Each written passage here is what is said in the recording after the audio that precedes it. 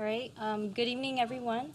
My name is Nicole Claros. I am a student here at FIU. I'm a senior, and I'm currently a staff assistant at the White House Liaison Office at the State Department.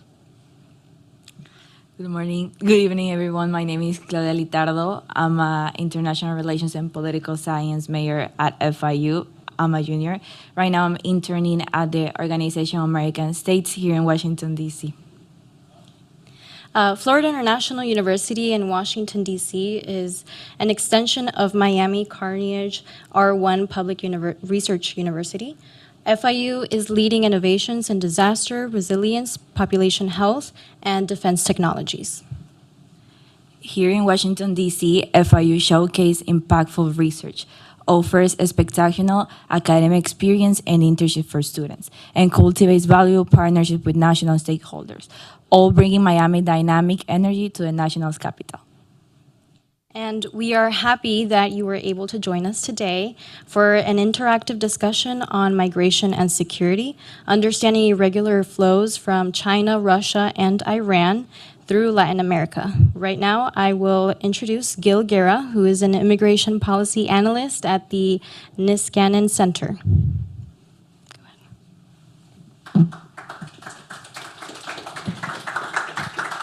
Great.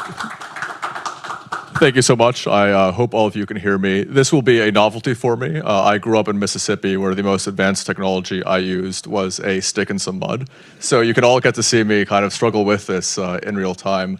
I have about 15 minutes to talk here, and a lot of the paper itself, if you've read it or rifled through it, has a lot of conjecture. There's a lot there that's sort of looking for assumptions, assuming motives. So I'm going to look essentially very much like this for the majority of this presentation. It's a professional event though, so in reality I will probably look a little bit more like this, as you can see, something that my coworkers are very familiar with. But I'll start by talking a little bit about the work that I do at the Niskanen Center. I know that one of the other speakers went to Swarthmore. The other one has a son who's at Swarthmore, so Swarthmore is very well represented in this panel. The alumni office paid me vast sums of money to mention this fact at the outset, so now that's accomplished, I can talk a little bit more. But I arrived, I know many of you are undergraduates, I arrived at my undergraduate institution having an interest in immigration and in Latin America, and expecting and thinking that the two would be linked to a degree that they, I very much found was not the case. So I think if you study immigration, for example, you are overwhelmingly interested in things like visa pathways, things like the undocumented population here that basically start with people already here. There's not that much, I think, interest or curiosity as to why they arrive here and whether the different kinds of people who arrive here matter. If you're in foreign policy, I think there's some interest in things like refugee pathways, refugee diplomacy, things of that nature, but there's really not a lot of thought of, say, the influence of things like diaspora populations or the ways in which immigration is used as a tool within diplomacy. So I got very fortunate. First, I read a book when I was an undergraduate called Weapons of Mass Migration by Kelly Greenhill, who's now a senior fellow at the Niskanen Center with us. That really was my first dive into this. And then secondly, that my boss, Chrissy Pena, who's here, saw fit to give me employment to study some of these areas. So again, I'm really interested broadly in how immigration and foreign policy intersect and some of the changing demographics of irregular migration, and also how states have used immigration against the United States. That's broadly my remit at the Niskanen Center. They all have come together in this report, which covers the irregular migration by America's three main adversaries through the hemisphere, China, Russia, and Iran. And it really is an attempt to answer these three questions. We can go through them a little bit more in the question and answer section and also in the discussion that we will have later. But more broadly, I think it's important to talk a little bit about why this migration matters. As you can see there, this is the total number of southwest border encounters that have happened with each nationality from 2020 to the present day for the most recent month. And 70,000 Chinese, about 82,000 Russians, only really less than 2,000 Iranians may sound Perhaps one like a lot, perhaps not like a lot if you compare it to the overall number of migrants who are coming from countries within Latin America. But I think that it matters quite a bit because the ways in which and the demographic makeup of irregular migration have both really shaped the way we think about how immigration and foreign policy intersect, and can also have very important changes for our current domestic and also foreign policy. So if you were to look at the percentage of southwest border encounters that have been only with Mexican nationals from, say, 2000, 2011, it's really been something that has been overwhelmingly Mexican-American or Mexican. I think what that's really done, because so many of these migrants were single men migrating on a temporary basis for economic reasons, it's really kind of occluded the ways in which there are security implications oftentimes with irregular migration, because there really weren't that many security concerns, certainly not international security concerns oftentimes with Mexicans. Mexican nationals who were coming across. That began to change a little bit, and to demonstrate why even minor changes can really matter, I think, for our immigration policy regime. You can see there's a bit of a dip in 2005. That's mostly due to Central American migration following some natural disasters in Central America during that year. But after 2011, one of the main things that began to occur was we started seeing more immigration from countries like Guatemala, El Salvador, Honduras, the Northern Triangle, which you might think very similar to Mexico in some ways, obviously same language, broadly same religion, etc. But even a small change like that led to a dramatic change in the number of family units being encountered at the border. People who are migrating within a family unit, and also the number of people who are arriving basically as either accompanied or unaccompanied minors, which then led to one of the great scandals of the first Trump administration in family separation. Even now, I think, really shapes our relationship with El Salvador to a great degree. So that's an example, I think, of one of those changes and one of the ways in which the demographics of irregular migration actually do matter. For the countries that I will be covering, I'll start with China. It's a country I've been studying in some ways for the longest amount of time. And a lot of what I'll do is just sort of walk you through, I know many of you are students or researchers yourselves, some of the methodology that I use to kind of give you a broad picture of what the migration itself actually is. I'll end with kind of a comparative security analysis, and we can get more into the details in the panel. But to start with China, one of the first things that was important for me to do was basically figure out the ways in which people are coming from mainland China to the United States, because it's not necessarily immediately evident that there would be a country which they would go to. And I'll start basically going from south to north. Bolivia was a very minor entry point, which you can see if you analyze basically the Bolivian entry-exit data, where each year on an annual basis they will log how many Chinese nationals came in versus how many of them left. And so you can kind of do it a little bit like that, but really for Chinese nationals, one of the things that we saw, which I know that Marcella is very familiar with from her time also in government, is that Ecuador played a really significant role for a long time, because it had a visa-free policy for Chinese nationals. And this led to actually a really lucky and coincidental, for me as a researcher, happenstance, because Ecuador also releases incredibly detailed statistics every year for international air travelers, down to things like occupation, the specific city of origin within China, for example.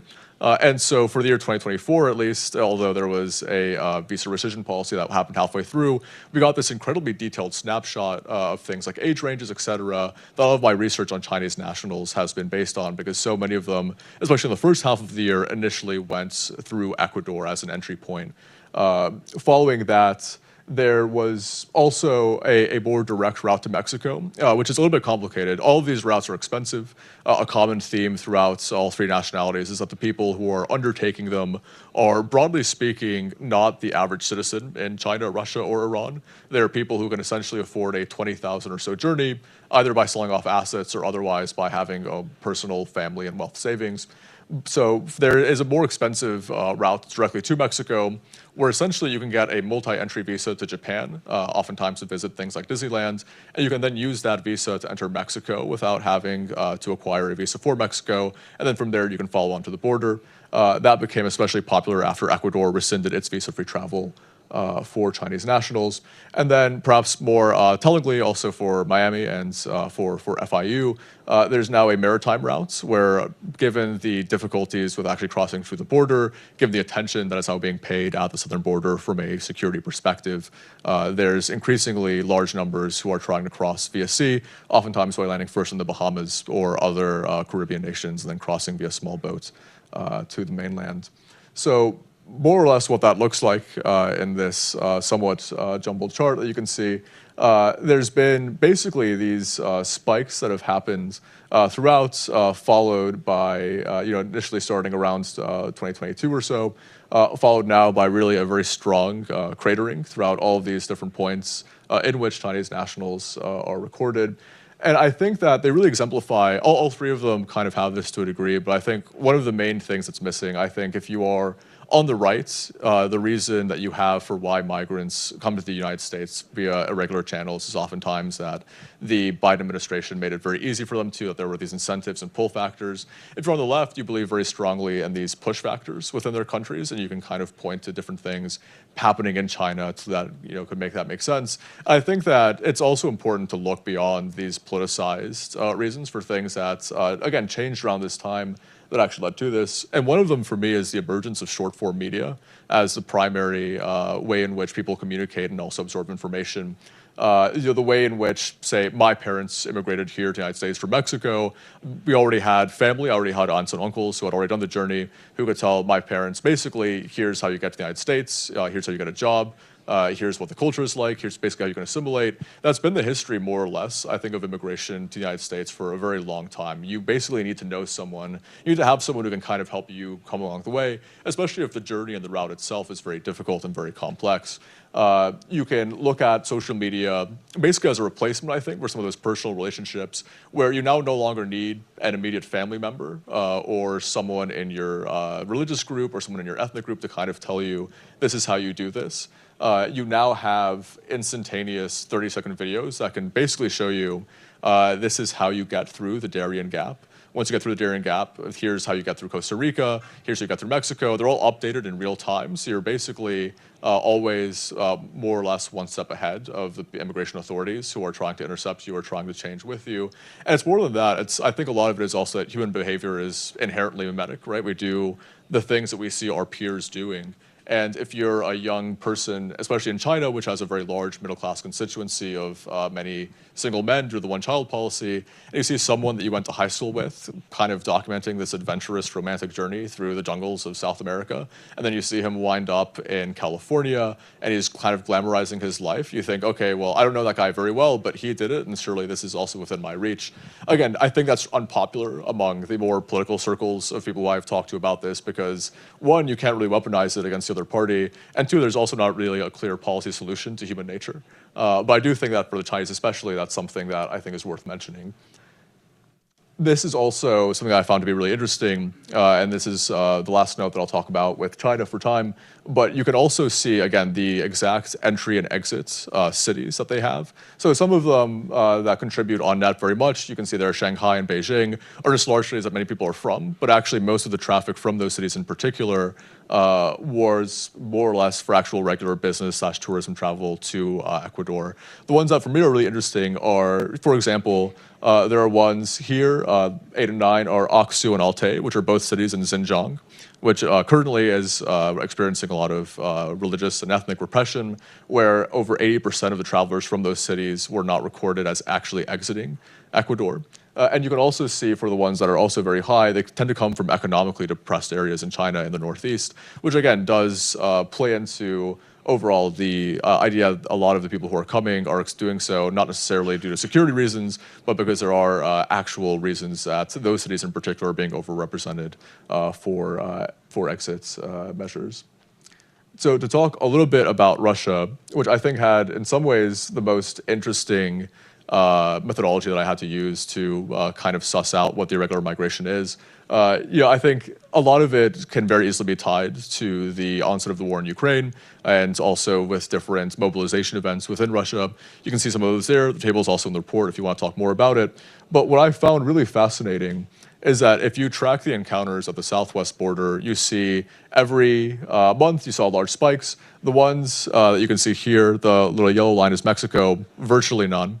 I consistently found, this illustrates a little bit more on the bar chart, that the Mexican government data was capturing only a minuscule fraction of the encounters that were being had with Russians at the southwest border, which was not typical of other nationalities. So again, the US government was, or basically the Mexican government was only capturing about 6% of irregular Russian migrants, and that was not the case for how they were intercepting migrants from other parts of the world. You know, they were getting at least a majority of Chinese migrants. I would expect the remaining 40% were again the ones who were flying directly to Mexico, and they were getting about 88% of Indian migrants. So it was not something that was unique to migrants from outside of the hemisphere. It was especially pronounced among Russian migrants.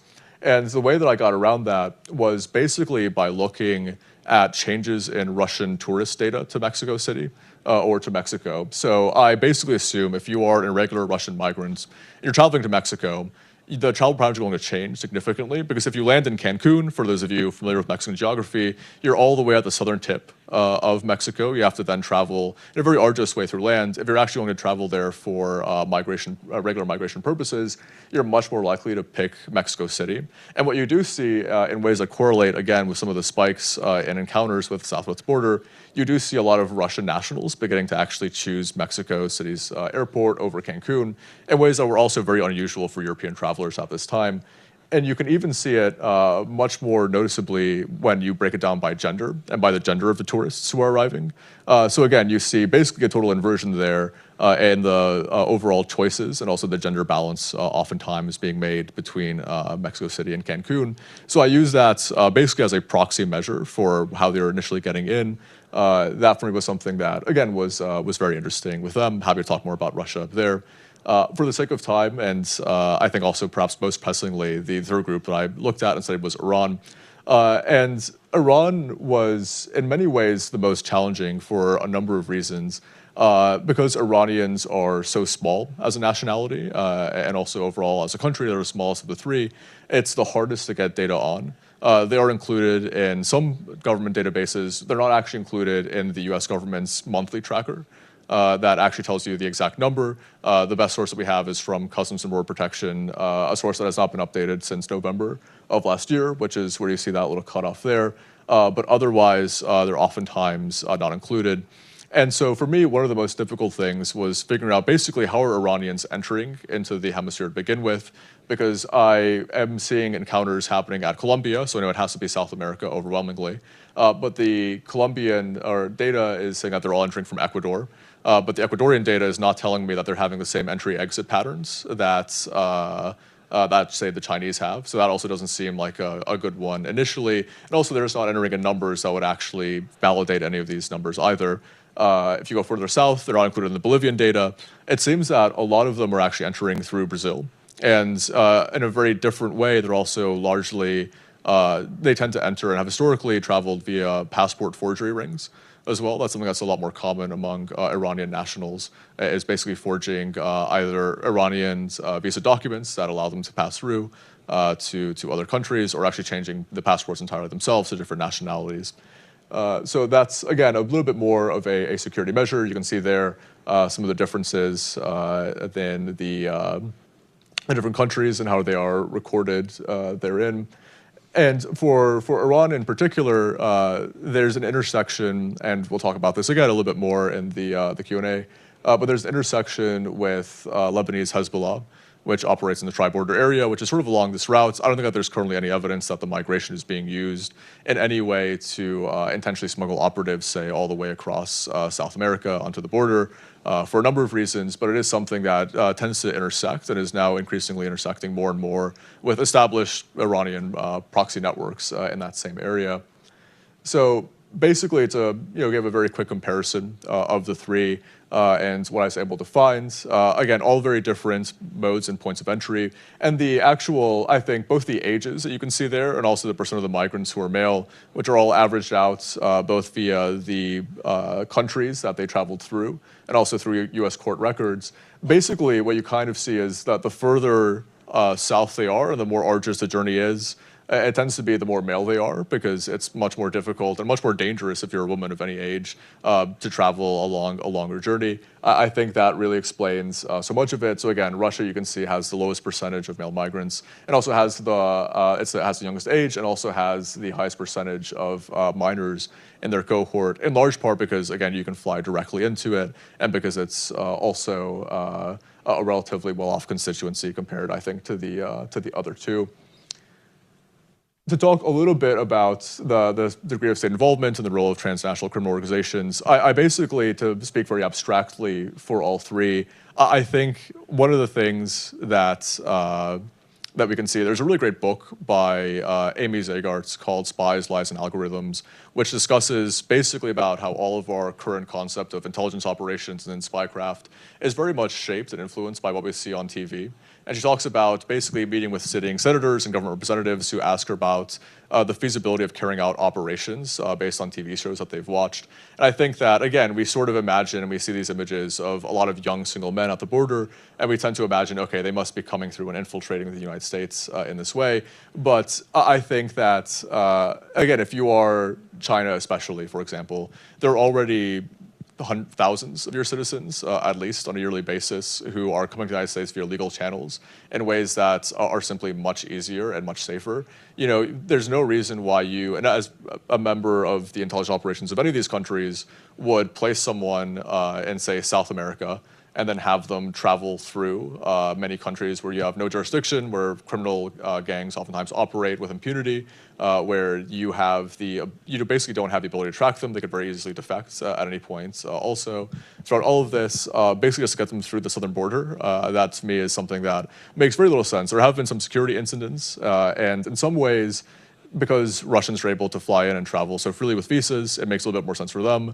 Because Iranian passports are so restricted and are also facing so much scrutiny for them, it also, I think, makes a little bit more sense for Iran to try to do something at the border or at an illegal point of entry, simply because they have no other options. But if you look at the way that Iran in particular has operated with the U.S. immigration system, a lot of it has been trying to use third country nationals and to try to use people from basically other countries that are not facing that much scrutiny or restriction. Again, happy to talk more about that in detail. I wrote before the strikes that we carried out on Iran this past week about some of the scenarios that could have surges. They're basically all tied to more or less economic collapse, potential effects. I will say I checked this morning, and there has been a very small increase in the number of Iranian nationals encountered in Honduras since Israel's first strikes on them, but it went from being 0 in the 2 weeks prior to being 19 in the 2 weeks where it happened. So again, these things take time. They're oftentimes very easy to intercept once you actually know the routes that they're taking, because they happen through air travel and air traffic, which is the easiest mode of traffic to regulate. So again, you can read a little bit more about that in the reports. This is probably impossible for all of you to read unless you're acing your eye exams as well. But I'll just mention very briefly one of the recurring themes, I think, of my recommendations outside of things like preparation and just thinking more intentionally about how irregular migration and security intersect, are also that I think we face both a dilemma but an opportunity. Because for us, obviously, there are security implications and ramifications of irregular migration. But again, it's also really embarrassing, I think, oftentimes for these regimes. I think we can learn a lot about the people who are fleeing them. We can use them for our own propaganda purposes. I think the Chinese especially are very embarrassed by this because they're trying to portray themselves to us as kind of a pure power. But the fact that so many of their middle-class residents are coming to the United States via this, again, dangerous and risky and desperate way, it's almost as if, there were thousands of Toyota car dealership owners in Topeka, Kansas, who are suddenly flying to the Philippines and trying to cross by boat into Beijing. That for us would be a pretty big sign that our country is not doing well. And it would also be something that we would be embarrassed by. And that's basically, I think, what's happening on the Chinese side. It's more or less the equivalent of that. And the fact that we're not really taking advantage of these propaganda opportunities, and the fact that we're not actually utilizing them against our adversaries, to me is a really big missed opportunity. So some of the recommendations have that there also as the undercurrents. And with that, I may have gone over time. I may have not have. I'm very time blind or polychronic, as the word goes now. But I'm happy to transition to the panel and talk more with our two speakers.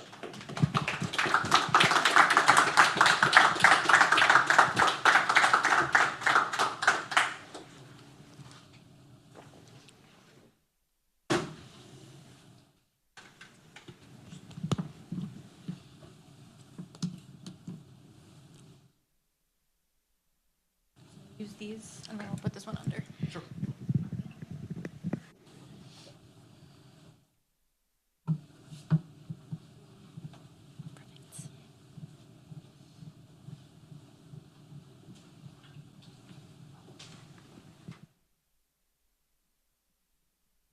Thank you so much, Gil, for that presentation. So now we'll pass to our panelists tonight. We have Professor Francisco Mora, or Frank Mora. He's a professor of public policy and administration at FIU. We also have Marcela Escobari, which is a senior fellow from Global Economy and Development in Brookings. And we also have Gil Guerra, which is an immigration policy analyst.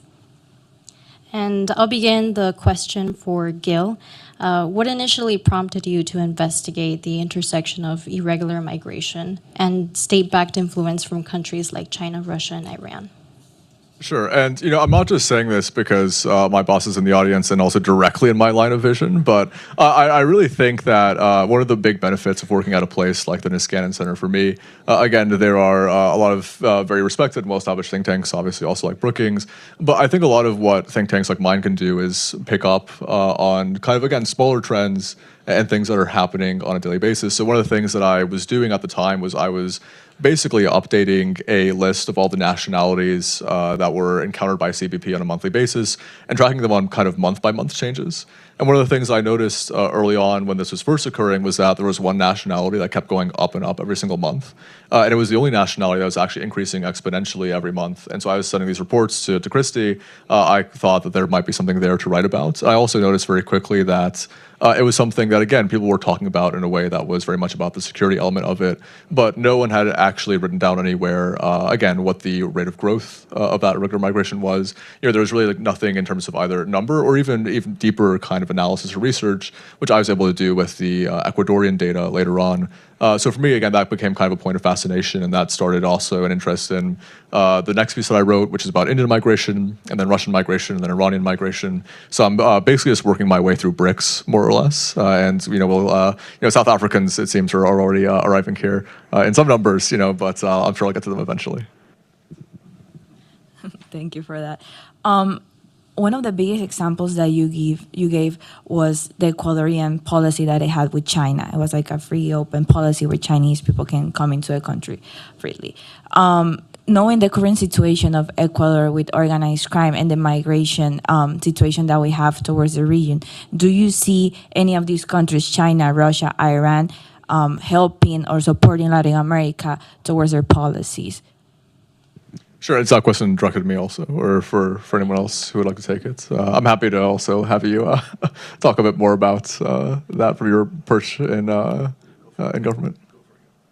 Sure. I mean, I was interested. Again, one of the things that I found very interesting was that when Ecuador did end that policy for Chinese nationals at China, which has recently been defined by Wolf Warrior diplomacy and very strong language, oftentimes diplomatically, did not really seem to punish Ecuador for it. And also its statements in response to it was very bland and very anodyne. I have no doubt that the U.S. played a role and that the U.S. government played a role in getting that policy to be changed on Ecuador's part.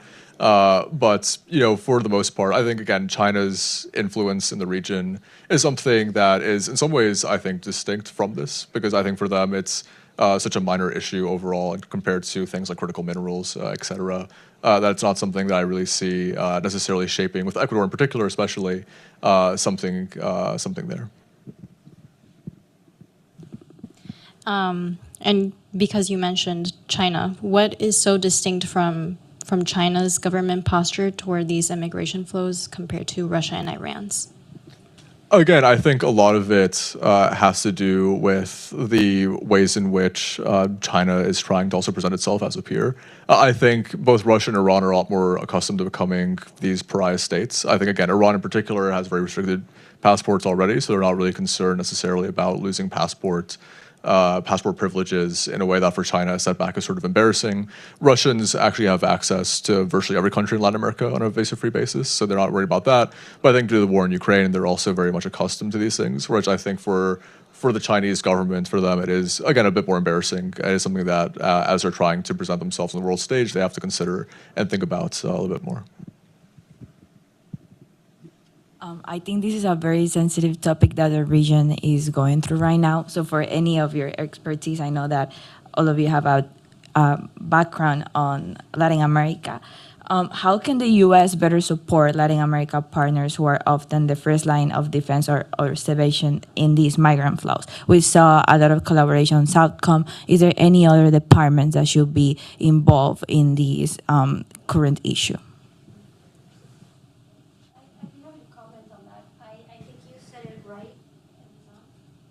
Hello. You said it right that they are on the front lines of this issue. If you think about the displacement in Latin America, which has been the largest displacement in the history of the Western Hemisphere, 10 million people, around 8 million coming from Venezuela alone. From the Venezuelan displacement, over 85% of that has been from Venezuela to 4 countries in the region, Colombia, Ecuador, Peru, and Brazil, right? So they, for them, the numbers have been astronomical, right? Colombia has accepted around 5% of its population. So, and I think if anything, the region has reacted as a whole in a quite pragmatic way, offering often legal status and trying to integrate people in the region, but that's costly. That benefits these countries eventually, but it's costly in the moment. And I think we did during the Biden administration and during the first Trump administration really focus on helping support migrants, stabilizing migrants in the region. There was, I think, Trump increased humanitarian aid like twofold in the region. I know that because I was running, well, that was before I ran Latin America for USAID under the last year of Obama and then under Biden, and I saw those numbers increase during the Trump administration. So stabilizing those migrants in those countries was not only beneficial for those countries in responding, but it was directly beneficial in reducing flows. So that kind of support is extremely important. And I think we should be very concerned that with the loss of USAID, with the reduction of funding of PRM, that we really have stopped all of that support to these countries.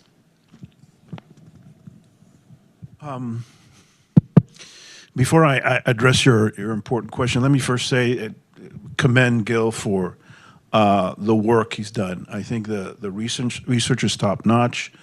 I congratulate him on the methodology, which I think was quite rigorous. And why is that important, the methodology piece? Well, it's always important. But why is it particularly important? Because if you look at the title of the report, if you don't read the report, one can think that it lends itself to what we see too much in this town, which is sort of alarmist kinds of interpretation that the Iranians are coming, the Iranians are coming. But what Gil does, notwithstanding the title, is that through his methodology, it's clear and he presents the facts as they are and lets the evidence speak. And in no way in the report does he say, they're coming and they're agents and et cetera, et cetera, et cetera. In fact, he's very careful in walking a very fine line that that's exactly not what he's talking about. So I think that part is important, and I think it's addressed by the methodology. And then the recommendations. So to your question, I think Gil does a good job in the recommendation piece of addressing at least 2 that I think are important. One is, this is a paper that talks about what we can do proactively, right? It's anticipatory, right? It is not reactive. And I think that has great value for policymakers. Or I wish I had more of that. But the second piece is how we share information with our partners. How do we engage in influence operations with our partners? That we don't do enough. We do some. I'm not saying that there's void of this, but there's really a gap there that we should be doing more and working with our partners in the region who are really asking for this support in terms of countering disinformation. How do we screen individuals in an effective and an efficient and humane way? I think that's important. Gil makes another recommendation on this disinformation piece, which I want to mention only because they've dismantled it. So the State Department had a disinformation office that not just dealt with immigration, but a whole host of issues.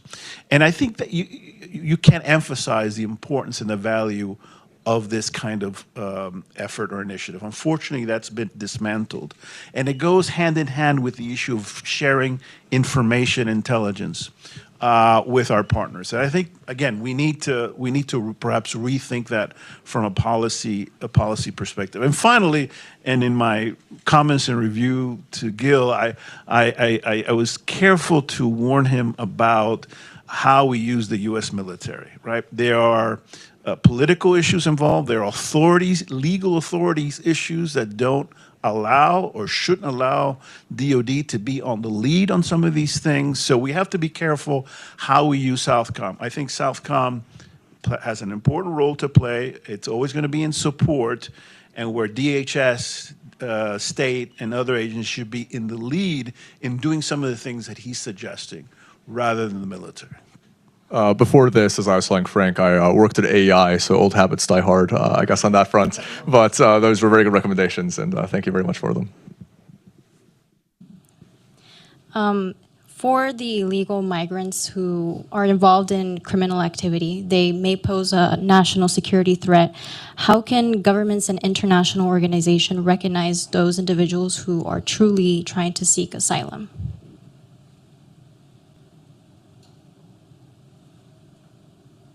How can you distinguish between those that are criminal? Yes. Well, let me be a little broader in the response and reinforce what Frank was saying. That I thought that that the piece was very timely for this moment, because we are in a moment where we are actually probably spending on border security more than we ever have. And if this not so beautiful bill actually comes to fruition, it will be astronomical. And yet we are doing less in really confronting real threats. And I think what the paper does in a really nice way is that you do take a very clear risk and try to parse, facts and fiction from it. And to Frank's point, I think what came out of this is that we don't have a wave of criminals from these countries. If anything, most of the people that are coming from Russia, Iran, and China are exactly what the asylum process was made for people that are being persecuted by authoritarian regimes and that share our values and principles of democracy, liberty of freedom, liberty of speech, and that actually providing an orderly way in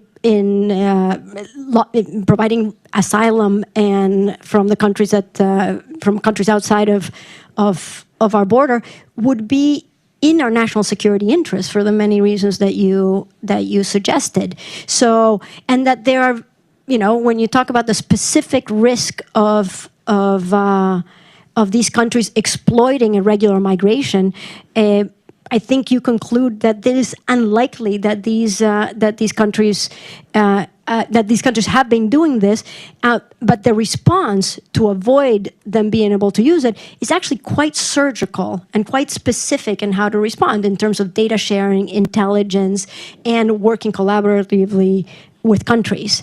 So the way to parse it is that the solution is completely the opposite of what we're seeing now, right? A blunt instrument of trying to either close our borders or ban whole countries from coming for being able to migrate into the U.S., but instead continuing to share information in very precise ways with our neighbors.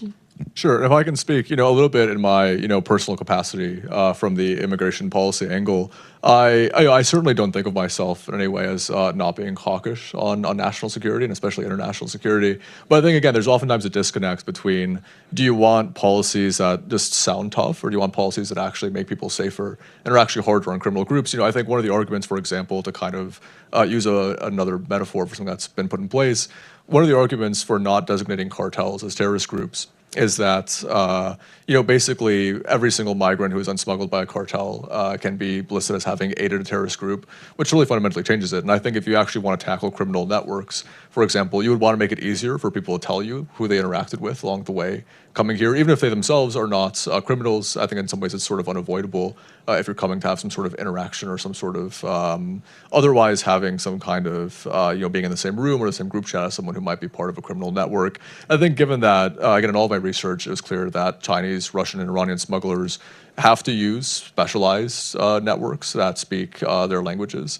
I think making it actually easier for them to have access to protections for basically giving us information and telling us who those people are, and also giving us potentially ways to infiltrate those groups in advance and in reverse would be something that we could actually do. That again, it sounds maybe dovish, but actually, if you only care about outcomes, I think leads to a much better outcome than just the de facto of basically making it so that people have a massive incentive to never share information with you and never actually help you and assist you in dismantling these networks.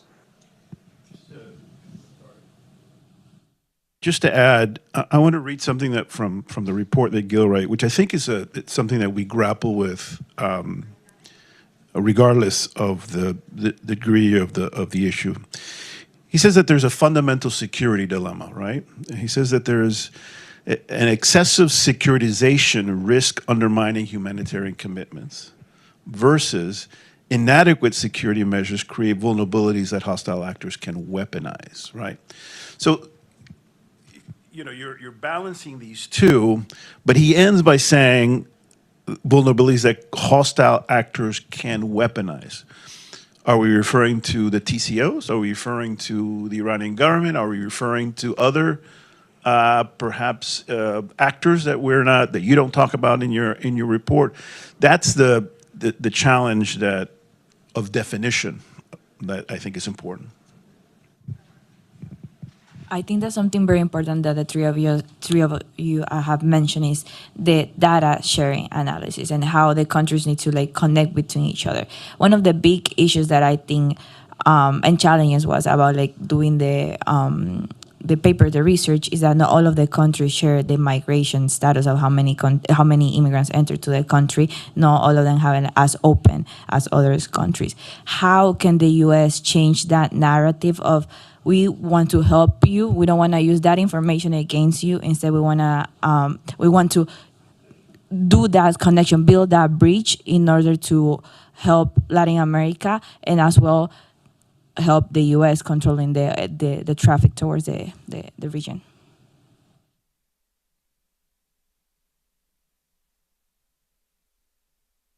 Look, this is a tricky question and one that we've been working on for many years. And I think, if anything, I saw drive a lot of progress in the last few years in terms of driving a kind of a collaborative approach throughout the region in seeing irregular migration as a shared issue, that we all have to row in the same direction. And that did not come easily, because countries are sending countries, they're transiting countries, they all, what Panama is dealing with is very different than what Colombia is dealing with.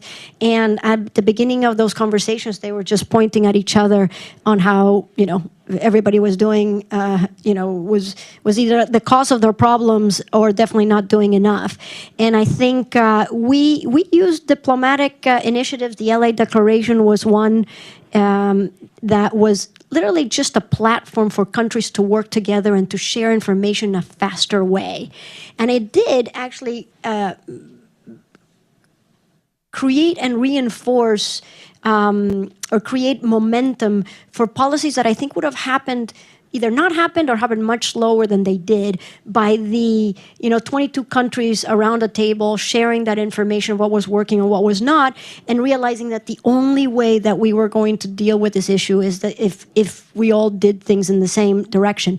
On the issue of security, DHS and others have been working on this for a long time, creating data sharing agreements.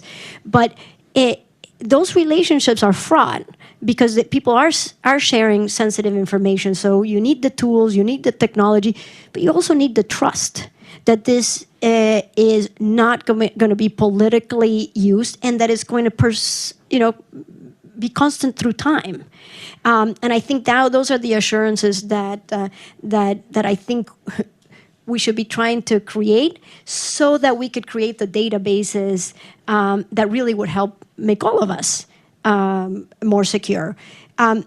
I think one thing that was key, not only for many of the migration policies that we work together on the regularization side, but on the data sharing, is that we need to understand that when countries make those concessions and work with us, we need to understand what's in it for them, right? And not just how they are doing our dirty work. So it has to be politically sellable to their constituencies to collaborate with us.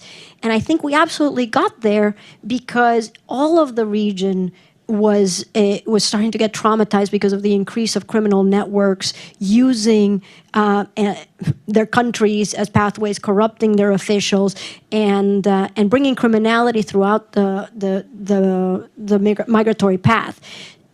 So I think when we saw the threat together, we were able to do a lot more of the collaboration that Gil is talking about. Just on the point of the LA Declaration, I think is important because the Declaration and maybe other fora or spaces like that mitigates what I think is one of the fundamental problems in addressing this problem, which is the politics and the narrative, right? That really makes it very challenging, right? To build trust, to build processes, to build norms of dealing with laws, of course, for dealing with this problem. So once you insert this politicization of the issue into the narrative, it kind of closes all kinds of doors. It doesn't enhance cooperation and coordination. And so rather than politicizing the issue, I think there are ways in which you can address this issue that, in ways that Marcela was talking about, and that could provide good venues for moving forward on this issue. But once the narrative changes, man, it gets challenging. Are there any regional models that could serve as an example or a blueprint for dealing with this type of complex threats?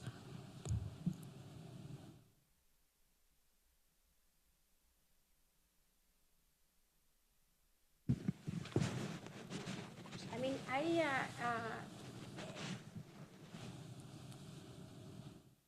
I think you might have some examples from the security side, because I know there are many agreements that are happening behind the scenes. But I think the LA Declaration was a good example. It really brought many countries together on a complex challenge, and there are a couple things that were surprising for me in terms of the use of how valuable the use of diplomacy and foreign aid in getting results. And partly what I saw was, and I think it probably would work on the data sharing too, was how it gave countries political cover when a critical mass of countries were doing a certain policy, right? So if they were the only ones, take Ecuador, who, this is, for migration, we are not, we're not unique in how politically complex migration is. This is everywhere, including and very much so in countries in Latin America at this wave. But Ecuador faced incredible headwinds in dealing with irregular migration. And part of the way that they started regularizing through these three decrees is because they were able to say Brazil's doing it, Colombia is doing it. We had, by the end, it was a couple countries that really led the way, like Brazil and Colombia, starting with Colombia, that gave migrants 10-year temporary protective status. By the time that we left the administration in 2024, 11 countries had some sort of regularization policies.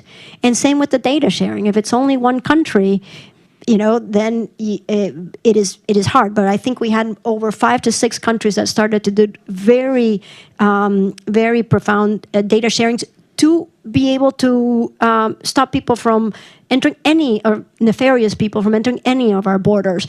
So I think we were creating a certain momentum on this kind of collaboration, and the LA Declaration just served as a platform to create momentum. I don't know if the OAS Afraid not.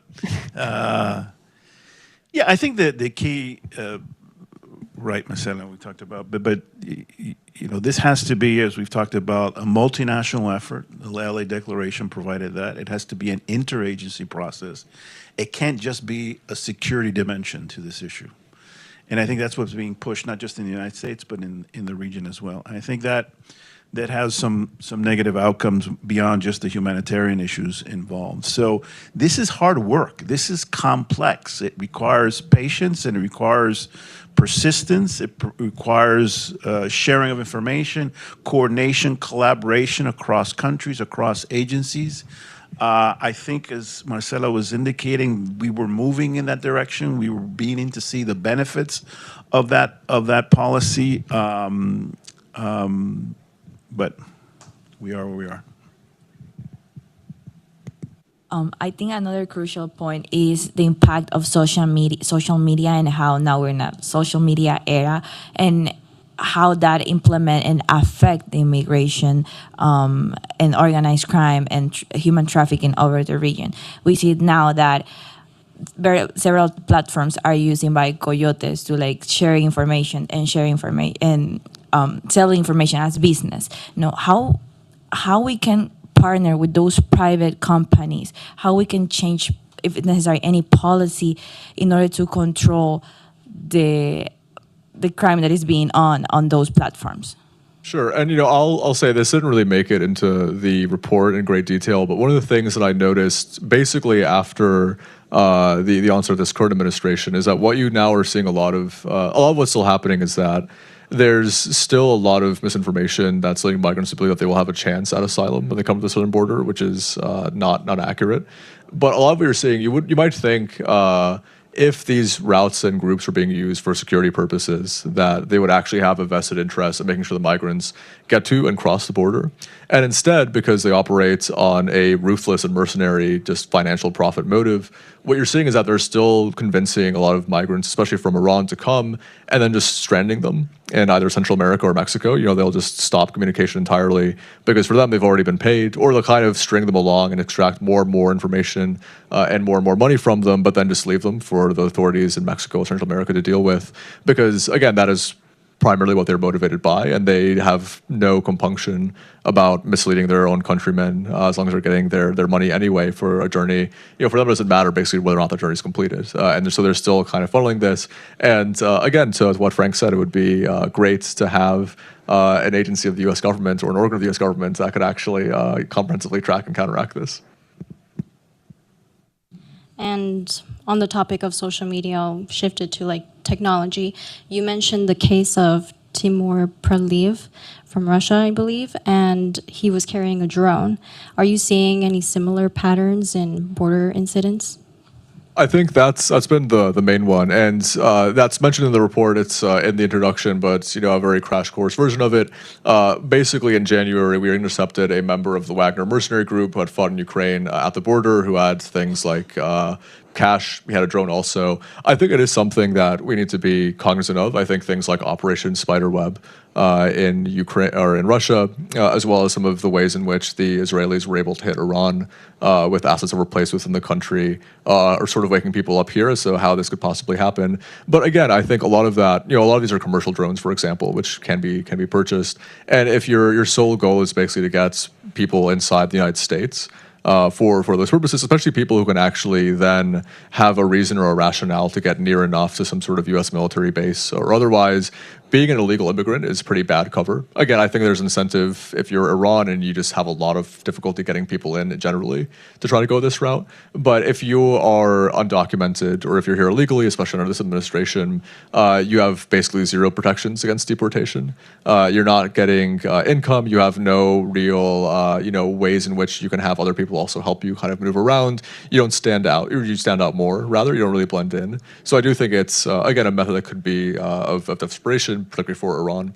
But again, if you're China or Russia, there are still ways in which you can use legal migration channels if you really wanted to do that. I want to reinforce this finding that Gil does because of the point that Frank made at the beginning, right? We are used to equating migration with crime. This is the fear-mongering, the narratives that we see. It is, it might be in the news, but it really is not in the in the data. And not only do we know that migrants are much less likely to commit crimes than native-borns, but what Gil proves that is also they are, nefarious actors are unlikely to use irregular migration as a way to infiltrate the country, right? So I think busting these myths that link our national security with irregular migration is really important, so that we can actually use our resources wisely when it comes to securing our country.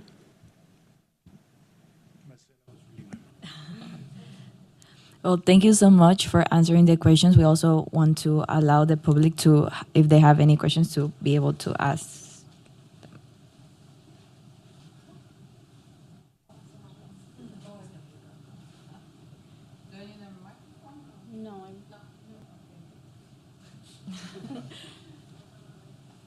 So first of all, thank you, Gil, for such a wonderful report, and I'm especially I like the part where you use the proxy data, proxy measurement for the Russian flows, and I wanted to bring to the conversation the part after the journey of the migrants, which is implications for public institutions such as the legal system and immigration system. I'm familiar with the Russian part, but maybe you've encountered anything in your research on Chinese and Iranians.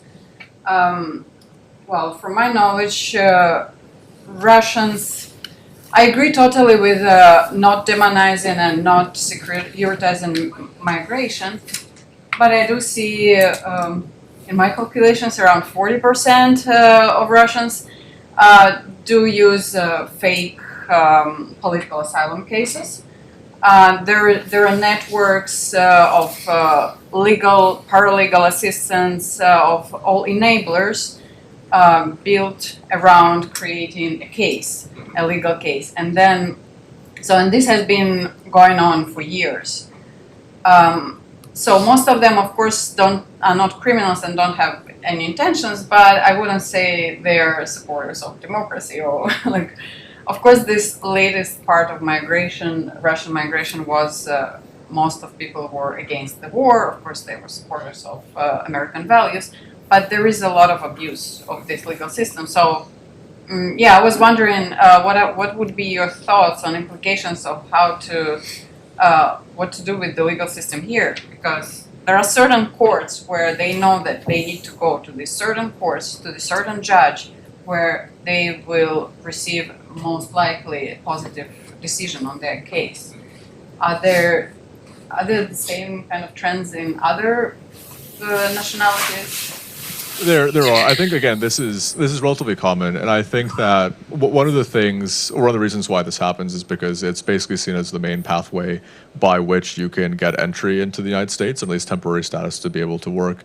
It's something that I think is common among all the extra-hemispheric nationalities I've studied. If you're from Latin America, for example, a lot of the reasons that you tend to be fleeing are things that don't qualify you for asylum. Oftentimes, they're economic reasons, just very explicitly. Again, I do think that there is a very big economic motive that is distinct either from a humanitarian one or a criminal one or a national security one here that is driving a lot of this migration.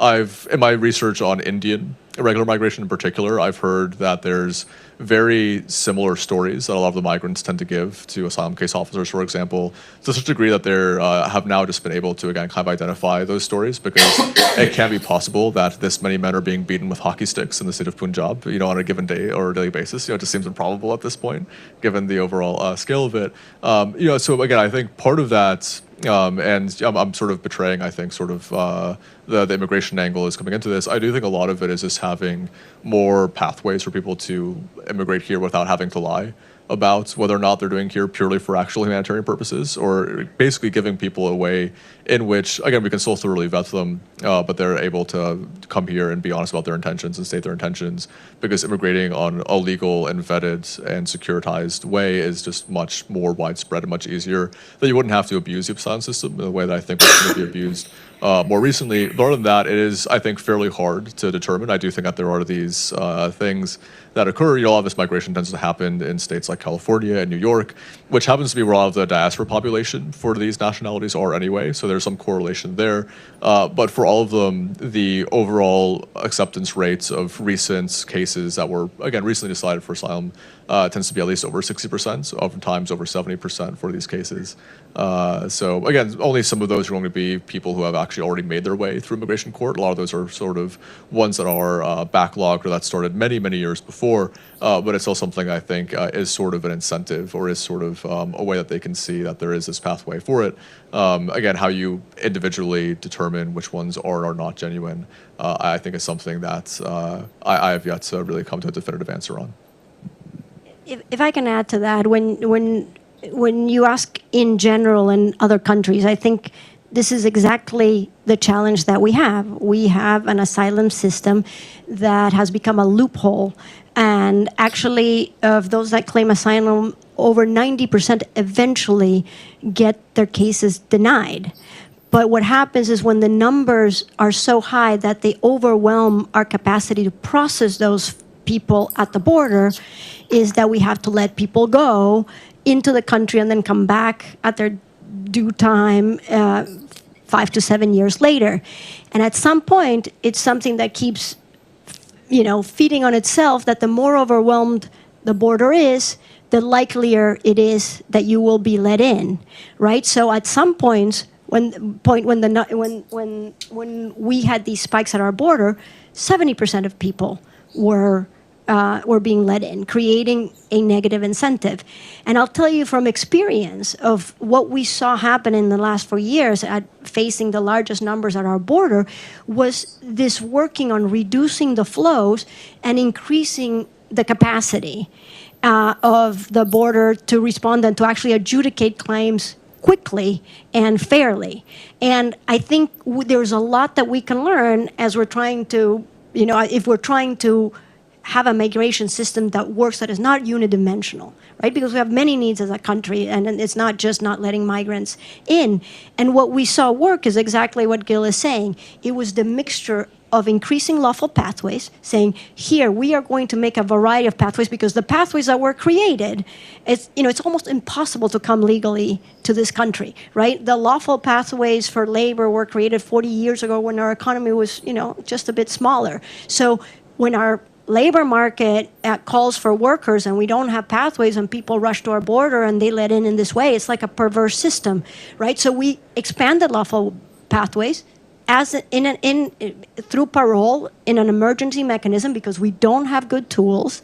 And we also increased enforcement. We say, if you do not use these paths, you will be returned. And we constrained and changed the threshold for asylum and made it harder. And we got criticized for it, right? But eventually those tools, and there were 3, enforcement, lawful pathways, and the collaboration with countries around the region, which was a third part of, a leg of the stool that was really important to face this migration crisis. So eventually, just to say what we have to look into the future, it is possible to have an orderly border. By the time Biden left at the end of 2024, irregular migration had gone down over 80%. 5 million people had been integrated in Latin America, right? This Trump administration inherited an orderly border, right? So it is possible, if we're willing to actually have more permanent and reliable lawful pathways, attached with consequences for those that don't use them. Any other questions?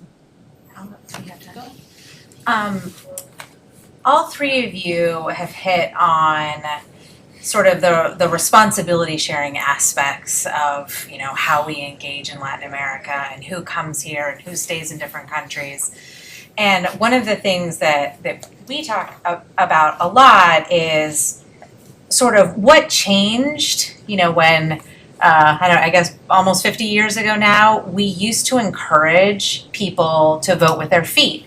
And we saw the benefits to our country of letting dissidents from so many of these other countries that were our competitors for whatever reason leave and come to the United States and be engineers here or be physicists here or just be regular people here. How do you think, what do you think has been some of the biggest pieces that have influenced that change over time? It seems like that is now no longer a priority in any way for this administration. And how do you sort of envision what a future system might look like that would welcome some of those pieces? That was a big question.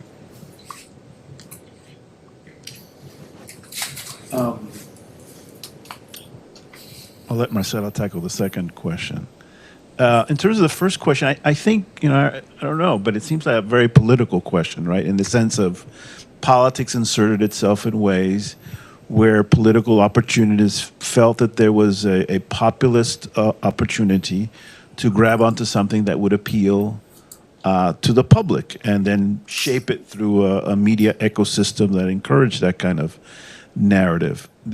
Someone asked me a similar question weeks ago, and one of the panelists said that the thing that really grabbed people in this narrative is that the number, let me see if I get this right, the number of individuals living in the United States born outside of the United States had reached something like 13, 14, or 15%, and that had been the highest since a long time.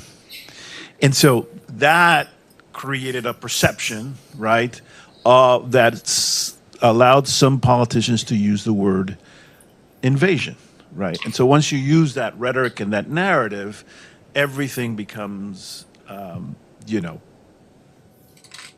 very politicized and xenophobic in some ways. So it seems to me that that's where I don't have a date specific, but you're absolutely right. We welcomed, especially a lot of these people coming from other countries who would come here to contribute in some very positive ways. That's no longer the perception at all. Marcela, how do we get to the long-term answer to that? You brought up, I think that's it. That is a really big and profound question that we can, spend the whole evening on. I think that, I don't know if there's something that shifts. We have gone in waves. You've seen it. And I do think that this, I've often said I've studied migration for, 15, 20 years now, and it is among the issues in development, I've done development in most of my career, is the issue where the evidence and the politics are furthest apart.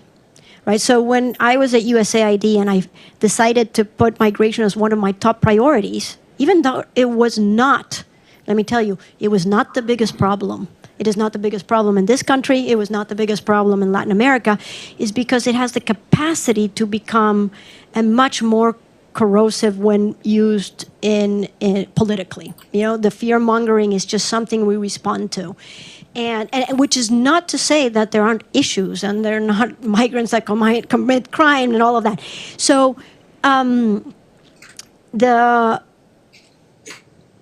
question is, how do you create pragmatic policy that is not taken over by the extremes, that gives us the tools so that the bureaucrats can actually manage what is an operational problem in times of surges, right? Migration has been part of history forever. People migrate, it's a small number. And then, because they're looking for opportunities, mostly driven by labor demand, and then there are shocks. And to deal with the shocks, which we have when we had financial crisis, when you have hurricanes, and when you have a country that loses 25% of its population that flee, then we need to have the tools, right? And in the US, because we've been locked in this political hot potato, we haven't given ourselves, the bureaucrats, the tools to be able to respond, right? And thus, it makes it hard. And we manage it, but I think in this case, when we had to face this shock, we actually did end up managing. You could say It could have happened faster. It could have happened better. We should have talked about it better. But I think we weren't willing, or I think administration, not just in the U.S. but around the world, is to speak honestly to their citizens, and to say that there are trade-offs to every policy. That yes, to manage this, we will have to allow some people in, and to accept that the population has the right to say, this is how much I can manage right now. This is how much my communities can deal with. You can ask me for emergencies, but and politicians being able to be responsive to that. And I think it's totally possible. And I worry that if we do not, with experts like yourselves and the work that we're trying to do, actually find a path for those boring bureaucratic solutions, it'll just have oversized implications on our security and our democracy. Right. I think both of those are correct. I'll try to answer it in an even more kind of abstract way, perhaps. Because, again, I think the question is, why is there this disconnect between the evidence and how people are feeling? And also, why is it that the public is responding in this way now when there have been people, you can think of Pat Buchanan in the 90s, for example, and Coulter in the 2000s, who have been kind of fear-mongering along this way. I think part of it is that for many people, there's this big disconnect if you believe that there are benefits of things like immigration, like trade, broadly speaking, the kind of globalist goods. The benefits of those things are very diffuse. They're very spread out. And when you see them as an everyday citizen, you don't attribute the fact that we have these different dynamic companies, et cetera, to immigrants. You kind of attribute them in your mind to some other imaginary force that you imagine has always been there and will always be there. But then the downsides of things like trade and immigration tend to be very personalized and very acute. So you can think again of Laken Riley, other crimes, however rare statistically they may be, that's of no comfort to anyone. And you can very much concretely point to that and say that person would still be alive if this person hadn't been let in. I think that's really hard for people to kind of argue, well, there's this abstract benefit of GDP or dynamic companies, et cetera, especially as I think our attention spans, again, due to the kind of media we consume and more broadly, are just shortening so much. And our ability to actually weigh complex factors and deal and engage with in serious ways trade-offs of the ones that you mentioned, you actually have a really big penalty in public life if you tell people, this is going to be hard, or like here are the actual trade-offs of what I'm proposing. There's a big penalty for doing that, I think, in public life in many ways, where if you're dealing, again, with sort of cynical actors who will just say, there's actually no trade-offs in my policy, this makes sense, and therefore it's what we can and in many ways kind of have to do. I think that's what's kind of unique about our movement, and that's what I think defines the success of the current populist wave versus previous ones. I think it's those two cognitive trends intersecting. I agree with you. I think that's what's happening, but I would challenge that that's the only way in which we can talk to the population. I think we are in a low trust moment, and I think people trust you when you tell them we're gonna, this is the sacrifice or this is the trade-off of this policy.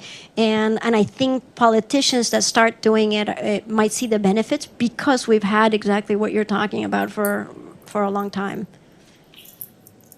Yeah, I was going to say that you can't just look at this issue of immigration in isolation. I mean, there's a whole context here that's feeding and fueling this rhetoric. I mean, the social dislocation, globalization and the losers of globalization, the distrust, the cynicism, the weaknesses of our institutions, all of this is part of a brew that's contributing, or I should say contributing to populists seeing the issue of immigration as politically advantageous for them.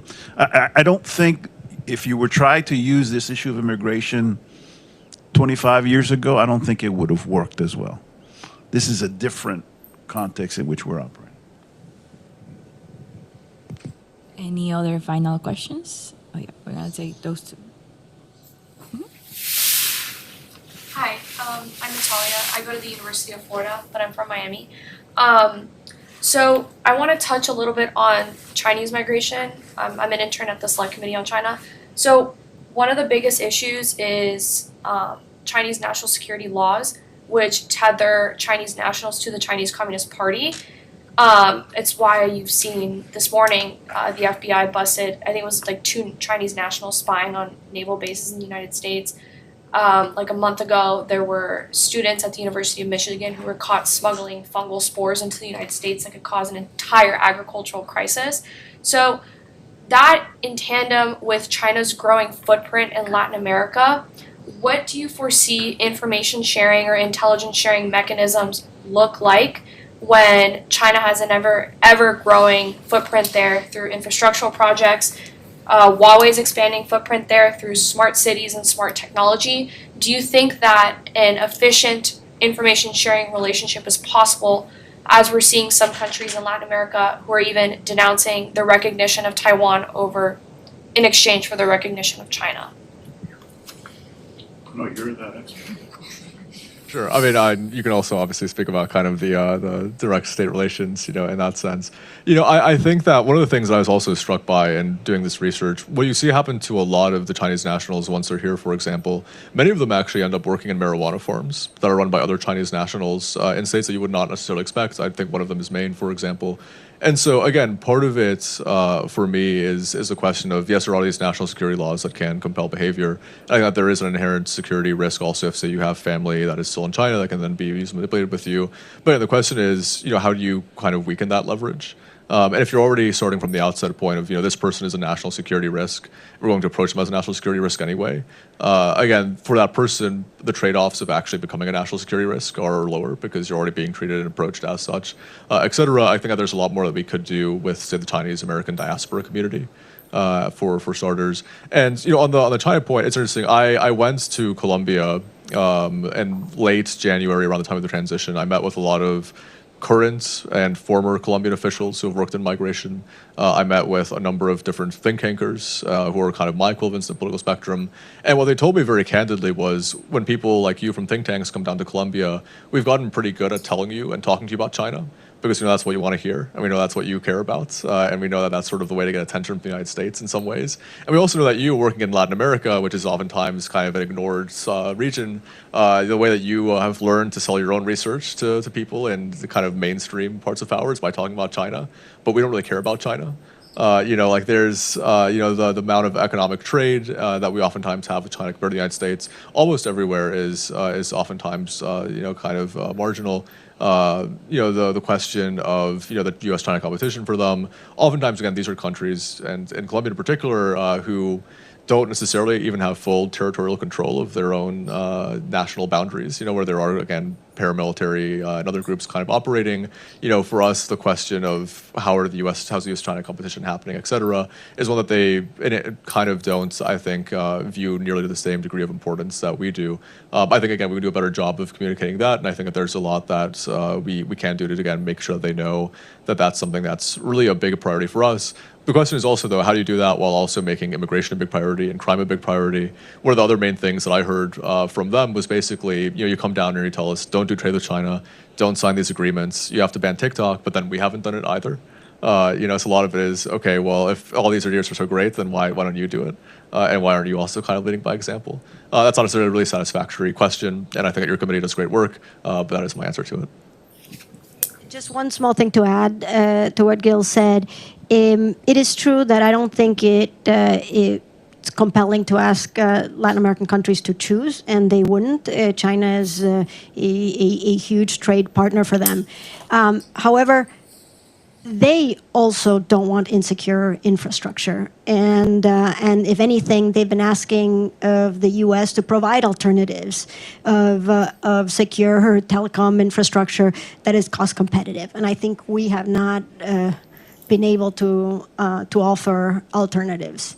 But I think they understand the risks of Huawei and other Chinese technology. So I'll get on my hobby horse here a little bit. So, listen, at the end of the day, we are in this very competitive environment with China, right? And what the Chinese have done is essentially a clarion call for us to compete. And the question then is, are we up to the task? Are we doing the things from a private sector government, et cetera, that is meeting the moment in our competition with China, whether it's in Latin America, in the United States, and elsewhere. I have to say my own view is that we're not. We're not up to the moment. And that, in fact, we are sort of disarming ourselves in recent months from that effort, initiative to compete.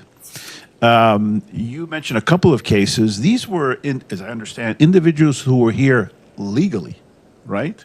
These were not. That is correct. Yeah. I'm sorry? That is correct. Yeah. So this is not the group that Gil's talking about. So that requires a kind of, again, whether we're up to the task of following and tracking and making sure that the Chinese who come here to study or for other nefarious reasons. And it's a difficult line to walk, but we need to do a better job. And I'm not sure, again, that we are equipped, that we're doing we're so inward looking now, we're so divided that we're not focusing, we're focusing more on the narrative and the rhetoric than in the substance of addressing this issue here in the United States and abroad. It's not a great way to end the conversation, but it's... No, but I think it's true. I mean, having been at the National Security Council, you realize that we have serious threats, some of which you're studying. Trust me, that migration is not on the top, I don't know what, 50, 100 of them. And I do worry that it doesn't, the investments and the misuse of our public security resources comes at an expense of these actual threats that are becoming more and more sophisticated. Yeah, this is a bit more of a practical question, but thinking back to kind of the aftermath of these three nationalities crossing the border, being released into the country, and given the recent deportation craze, I was wondering if you could speak a little bit on kind of the relationship of the United States with each of these countries when it comes to repatriations, because it's definitely challenging. I know, China recently resumed accepting deportation flights, but overall, I was wondering if you could kind of give us an overview of what that looks like, because it must be very challenging given that none of them are kind of friends of the United States. Great question. Also, Niskanen intern, so need to brag about that a little bit to close at the end there. And it's a really interesting question because, again, all of them have taken kind of different approaches. I think that there are really interesting questions that I hope to maybe write about more, although, if you're in this room, you're welcome to steal these ideas and write about them yourselves also. For China, China suspended cooperation with the U.S. on deportation flights after Nancy Pelosi's visit to Taiwan. Before that, they were always very reluctant to accept deportations from us. Their rationale was basically many Chinese migrants will destroy their identifying documentation to make it harder to remove them once they reach the United States. So they will basically say, we have no idea whether the people you're sending us are actually Chinese. They could be Singaporean, they could be some other ethnicity. We have no way of verifying them. These could be spies you're sending to us, for example, also. I think that's, kind of a false excuse. I think the real excuse is that they don't want to see Chinese nationals being treated as criminals, or they don't want to admit that people are fleeing China through these channels. But they resumed and had at least 5 deportation flights under the Biden administration, all in 2024. Last one was when he was outgoing in 2025. I've yet to see any deportation flights under the Trump administration, even after the bilateral trade talks were successful. And what's more telling even, today there's a report that there are at least a few Chinese nationals who are being transported to Guantanamo Bay. I'm not sure whether that will provoke an official response from Beijing that we're holding their migrants or their nationals now at a place like Guantanamo Bay. How they'll respond to that, whether that actually incentivizes them to respond to the deportation agreements that we had under Joe Biden. Again, that's one question. With Russia, one of the first things the Biden administration did was announce that we would not be deporting Russians back to Russia who had come here during this time. Quietly kind of reversed that. I'm not sure that I read any reports of those flights actually being carried out. I mostly read reports of Russian nationals refusing to board the planes, basically, and then being allowed to be turned back. But that's also, again, a question of, basically, if you believe that these people, and this is especially true now, for example, of Iran, if you believe that there are Iranians here in the United States who pose national security threats, I know that some of the recently announced cases, one of them was a former IRGC sniper. Should that person be in the country? Absolutely not. Do you send them back to Iran where they could be firing at Israelis or American soldiers? how does that serve our national security purposes? But then the question becomes, do you detain them indefinitely? Do you send them to a third country? What third country would want to host, a former IRGC sniper? For those purposes. Again, I think it's all something that, if you're thinking again very simplistically, you can think, very much we should just send them back to wherever they're from. If you think that they're actually national security threats who have been here, why wouldn't you want to treat them more like that and actually detain them and or interrogate them? And also, again, why would you actually be sending these assets back where they can just continue to harm the United States outside of our purview? I think that's also something that we have yet to really fully grapple with because we're so focused on the initial question, which is just sort of, this is someone who's not supposed to be here, and therefore they can just kind of be sent back without thinking about some of the geopolitical consequences or consequences to our own national security. All right. Well, I would like to thank Frank, Marcela, and Gil for being here today to discuss insightful information on irregular migration. And thank you all for being here today. Is there anything you would like to add? Feel free to stay hanging around a little bit to share or ask any questions to the speakers. We still have food and beverage to share. So have a great night. Thank you for coming.